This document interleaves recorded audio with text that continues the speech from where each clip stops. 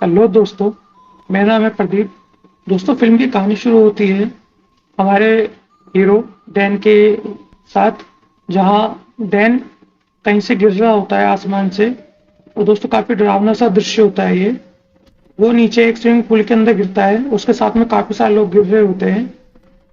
और तभी scene shift होता है 28 साल पहले, सन 2022 में,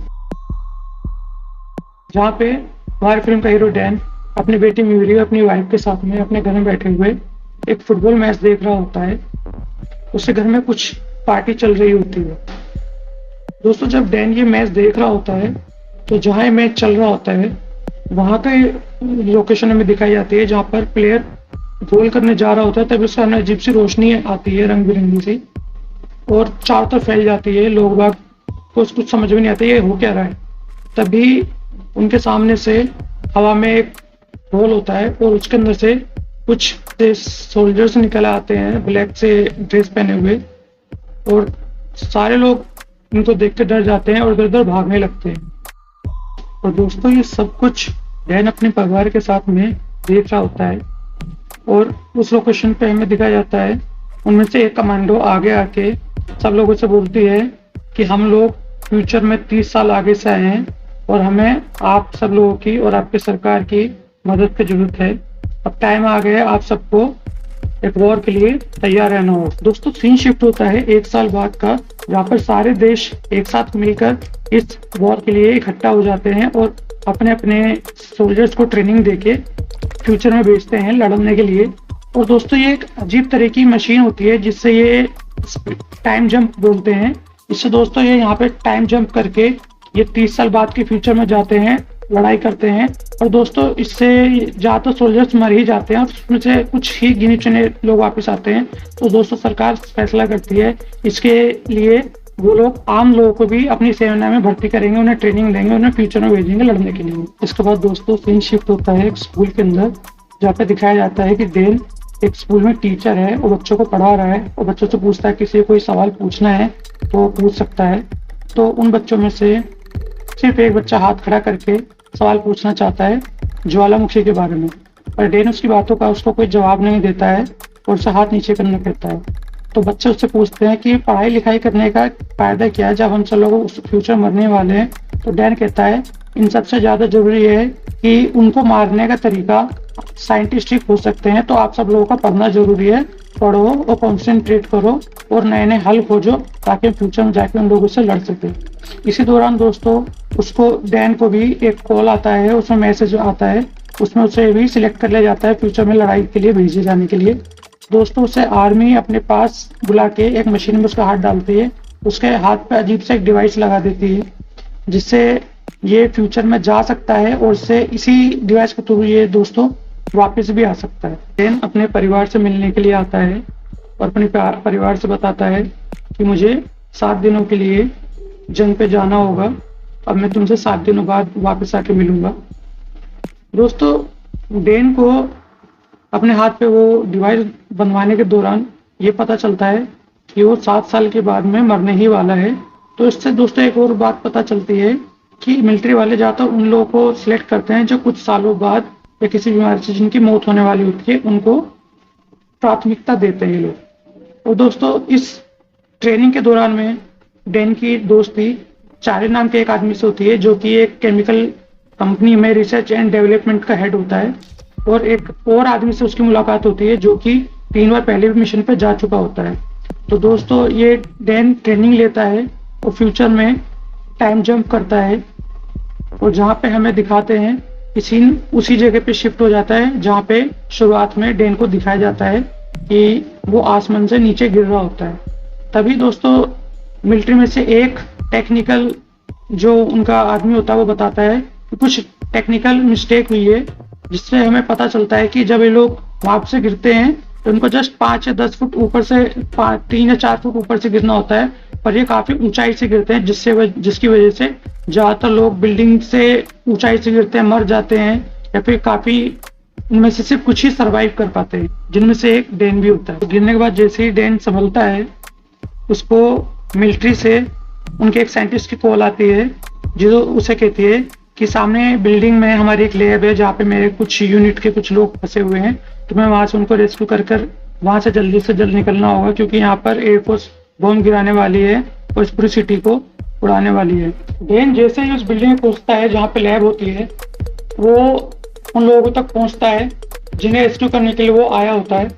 तो देखता है वो सारे लोग पहले से मरे हुए होते हैं और एलियंस ने उन्हें उल्टा लिखा रखा होता है। वो साइंटिस्ट को बोलता है कि तुम्हारे लोग पहले ही मर चुके हैं। तो साइंटिस्ट उनसे कहती है तुम्हें वहाँ पे से जल्द निकलना होगा, क्योंकि एलियंस अपने भोजन को खाने के लिए वापस जरूर आएंगे। तो वो उनको पीछे से स्टेट से निकलने का एक रास्ता बताती है, जहाँ पर पहले से ही एलियंस उनका वेट कर रहे होते हैं। डेन एलियन से बचने के लिए भागते हुए स्टेट से गेट खोलता है, जहाँ से वो सब लोगों को निकाल देता है। पर एलियन वहाँ पे डेन के पीछे पीछे भागता हुआ आने लगता है। तो एलियंस के ऊपर डेन अपनी सारी गोलियां खाली कर देता है, पर एलियन को कुछ नहीं होता। उसके बाद में डेन वहाँ पे रखे हुए एक एक्स उठाता है, जिससे एलियन को मारता है। एलियन उससे घायल हो जाता है, पर तब भी एलियन को कुछ नहीं होता। और उसके बाद में वो आदमी जो पहले भी इस मिशन पे 3 बार आ चुका था, वो आके डेन की मदद करता है और उसके एलियन के पेट और गले पे गोली मार के एलियन को मार देता है और डेन को बताता है सिर्फ गले और पेट पे ही इनको गोलियां लगती है। उसके बाद वो लोग भागते हुए इस बिल्डिंग से बाहर निकल जाते हैं। जैसे ही दोस्तों डेन उसके साथी बिल्डिंग से बाहर निकल के भागने लगते हैं, साइंटिस्ट उन्हें बताती है कि शहर के उस एरिया में जाओ जहाँ पे रेड कलर का धुआं ना हो, क्योंकि जहाँ पे रेड कलर का धुआं है वहीं पर बम गिरने वाले हैं। पर हड़बड़ाहट में सारे लोग उसी जगह पे भागने लगते हैं जहाँ पर रेड कलर का धुआं होता है, जहाँ पे बम गिरने वाले होते हैं। भागते हुए डेन्स के ऊपर एलियंस का हमला हो जाता है। वहाँ पे दोस्तों काफी सारे एलियंस होते हैं और दोस्तों ये सीन काफी देखने वाला होता है, क्योंकि उसी वक्त शहर के ऊपर बम गिर रहे होते हैं और एलियंस भी हमला कर रहे होते हैं। तभी डेन के एक साथी घायल होकर नीचे गिर जाता है और डेन को बचाने के लिए डेन भी नीचे कूद जाता है। तभी उसे वो साइंटिस्ट कहते हैं कि तुम्हें जल्द से जल्द डेन वहां से निकलना होगा, क्योंकि इसी वक्त यहाँ पे बम गिरने वाले हैं और पूरा शहर उड़ जाएगा। तुम्हें यही वक्त है वहां से निकलने का, वरना तुम बच नहीं पाओगे, मर जाओगे। तो जो डेन का साथी वहाँ पर घायल होता है वो कहता है डेन से कि तुम जाओ, मैं यहाँ पे संभाल लूंगा। और दोस्तों जैसे ही डेन वहां से बच के निकल के भागता है और उस जगह से जैसे ही दोस्तों डेन और उसके साथियों को लेकर बाहर जाता है, वहां पे दोस्तों बम गिर जाते हैं और दोस्तों पूरा का पूरा शहर ब्लास्ट हो जाता है। उसके बाद में दोस्तों डेन की जब आंख खुलती है तो अपने आप को एक आर्मी बेस कैंप में पाता है। जैसे ही डेन आर्मी कैंप से बाहर निकलता है, उससे वहां पे वो चीफ साइंटिस्ट मिलती है, जो कि यहाँ पे आर्मी की चीफ कमांडर ऑफिसर भी होती है। वो उससे बताती है कि वो लोग यहाँ पर कुछ इस तरीके का एक्सपेरिमेंट कर रहे हैं कि इनकी जो मादा एलियन की मादा जो होती है, स्पीशीज होती है, उसको वो इन्फेक्ट कर दें और उससे सारे एलियंस एक साथ मर जाएं। तो एक तरीके का ये कुछ जहर बना रहे होते हैं। और दोस्तों यहाँ पे ये भी रिवील होता है कि ये जो चीफ कमांडर होती है, ये डेन की अपनी बेटी होती है, जो कि फ्यूचर में जाकर यहाँ पे चीफ कमांडर ऑफिसर बनती है। वो साइंटिस्ट होती है जो कि डेन को ये रिवील करती है हमारे जीतने के चांसेस ना के बराबर हैं, क्योंकि इस वक्त पूरी पृथ्वी की पॉपुलेशन सिर्फ 5 लाख बची है और अगर हम इस वायरस को नहीं तैयार कर पाए तो हम ये जंग हार जाएंगे। तो उसके बाद में सिर्फ आप ही इस जंग की आखिरी होप हो, जिन्हें यहाँ से वापस जाकर इस जंग को आगे बढ़ाने का कोई तरीका खोजना है। दोस्तों डेन की बेटी का नाम म्यून होता है, तो यहाँ से कोई कंफ्यूजन ना क्रिएट हो, इसलिए मैं इस चीफ साइंटिस्ट कमांडर ऑफिसर को म्यून नाम से ही बोलूंगा, ताकि आपको भी समझ में आ जाए। तो दोस्तों म्यून जो है डेन को लेकर मादा के मेन बंकर में लेकर आते हैं, जहाँ पर मादा रहती है, और वो मादा को पकड़ने की कोशिश करती है ताकि उसके ऊपर वो रिसर्च कर सके और उसको मारने के लिए कोई वायरस बना पाए। तो वो डेन से कहते हैं कि तुम अभी ऊपर हेलीकॉप्टर में ही रुकना, मैं जाके उसको पकड़ती हूँ। और वो उसको पकड़ने के लिए दोस्तों नीचे उसकी गुफा के अंदर चली। बाहर डेन जब ये देखता है कि शहर के सारे मेल एलियंस मादा को बचाने के लिए एक साथ हमला करने आ रहे हैं, तो डेन भी जाकर उसी गुफा के अंदर उतर जाता है जहाँ पर म्यून होती है और म्यून की मदद करके उस फीमेल एलियन को पकड़ने में उसकी मदद करता है। यहाँ पे दोस्तों जैसे ही वो मादा एलियंस को पकड़ के हेलीकॉप्टर में ले जा रहे होते हैं, तो यहाँ पे सारे नर जो एलियंस होते हैं एक साथ इनके ऊपर हमला कर देते हैं। और दोस्तों काफी भयानक दृश्य होता है देखने में, क्योंकि ये इनको अपनी जान बचाने भी काफी मुश्किल हो जाता है। तो इसी दौरान मादा एलियंस को एक हेलीकॉप्टर लेकर उड़ जाता है और डैन और म्यूरी अमर में इस जगह से बाहर चले जाते हैं। बेस पे पहुंचते ही म्यूरी उस एलियन को एक बेहोशी की दवा का इंजेक्शन लगा देती है, जिससे वो बेहोश हो जाता है। उसका जंजीरों में बांध कर उसका ब्लड सैंपल निकालती है ताकि उससे एंटीडोज बनाया जा सके, जिससे वो उस एलियंस को इन्फेक्टेड कर पाए। दोस्तों म्यूरी 1000 सैंपल बनाती है उस मादा एलियन के ब्लड से, जो कि उन एलियंस को इन्फेक्टेड कर सके और उनको खत्म कर सके। और उस 1000 सैंपल्स में से म्यूरी को टेस्ट करते वक्त वो एक सैंपल मिल जाता है, जिससे कि उसका वायरस का डोज तैयार हो जाता है। तभी दोस्तों एलियन भी जो बेहोश होती है वो उड़ जाती है और शोर मचाने लगती है, जिससे कि सारे नर एलियंस उनके उस बेस पे हमला कर देते हैं। दोस्तों ये हमला बड़ा खतरनाक होता है, क्योंकि पूरे शहर के एलियंस एक साथ इनके बेस को चारों तरफ से घेर के हमला करते हैं, जिससे इनकी पूरी सेना भी बचा नहीं पाती है। और म्यूरी और डैन भी अपने लैब छोड़कर बाहर आ जाते हैं, अपनी जान बचाने की कोशिश करते हैं, पर एलियन इनको चारों तरफ से घेर लेते हैं। इसी दौरान म्यूरी जख्मी भी हो जाती है। डैन उसको किसी तरह से बचा के एक सुरक्षित जगह पर ले जाता है, जहाँ पे दोस्तों हमें देखने को मिलता है एक काफी इमोशनल सीन देखने को मिलता है इन दोनों के बीच में।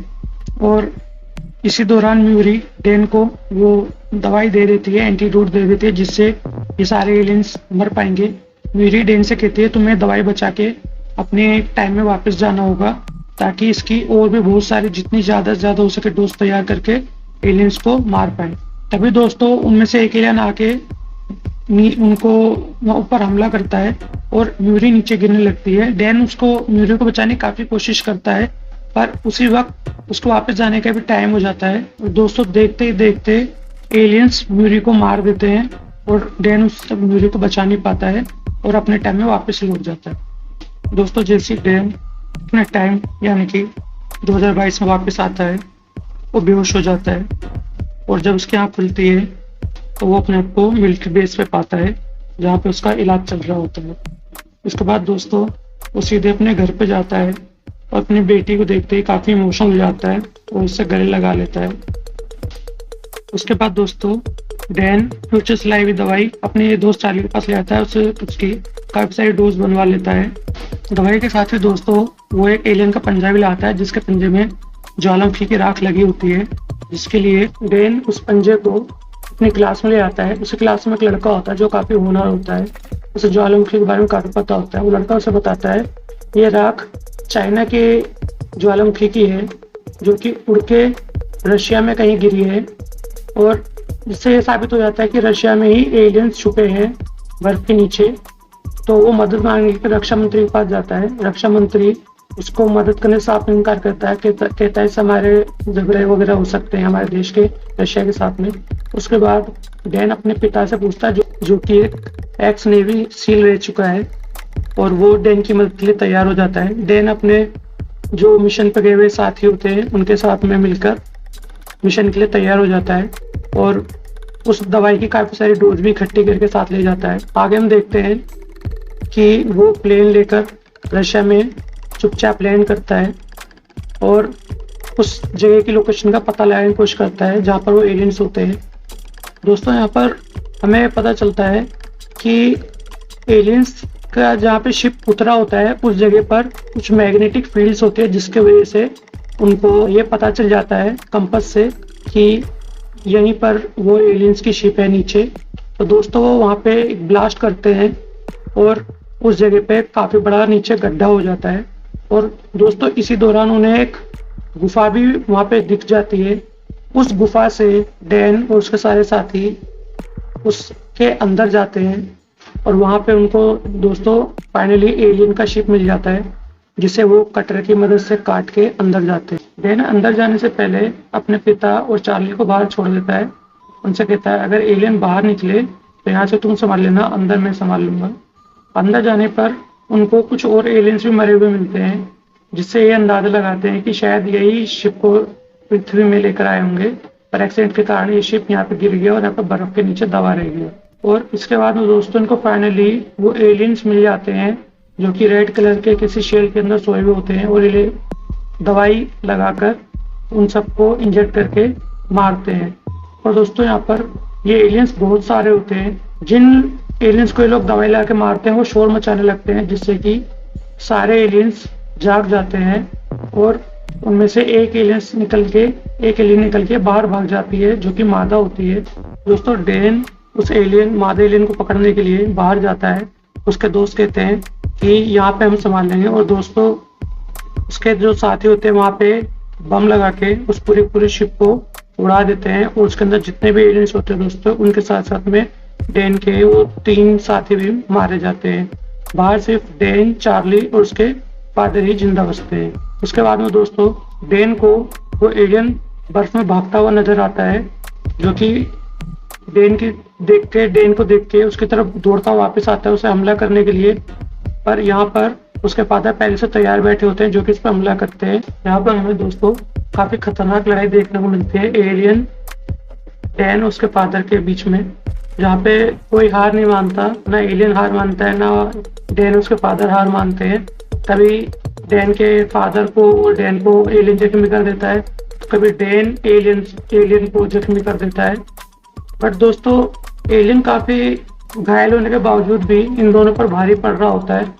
इसी दौरान डैन अपने पास से वो दवाई निकाल के इसके एक हाथ पे मारता है, जिससे एलियन का हाथ गलने लगता है, और एलियन अपने उस हाथ को अपने ही आप से काट के अलग कर देता है, ताकि उसकी पूरी बॉडी में ना फैले। इसके बाद दोस्तों वो उसकी डैन की आवाज सुन के उसकी तरफ भागता है, पर उसका फादर उसे अपनी तरफ बुलाता है ताकि उसका बेटा बच जाए। इस दौरान दोस्तों डैन अपने उसी पंजे से जाकर एलियन का गला काट देता है, और वो दवाई एलियन के मुंह में डाल के उस शीशे को फोड़ देता है, जिससे एलियन की पूरी शक्ल सड़ने लगती है और वो पिघलने लगता है। और इसी दौरान उसे लात मार के पहाड़ी से नीचे गिरा देता है, जहाँ एलियन गिरते हुए एक पहाड़ से आकर टकरा के पूरा का पूरा एलियन मर जाता है। इसके बाद दोस्तों डैन और उसके फादर जाके अपने परिवार से मिलते हैं और मूवी यहीं पे खत्म हो जाती है। दोस्तों अगर आपको मेरे मूवी का एक्सप्लेनेशन पसंद आया हो तो दोस्तों मेरे चैनल को जरूर लाइक, शेयर, सब्सक्राइब जरूर कीजिएगा, ताकि मैं आगे भी आपके लिए ऐसे ही अच्छी मूवी के एक्सप्लेनेशन लेकर आता रहूँ। तब तक के लिए थैंक यू, बाय।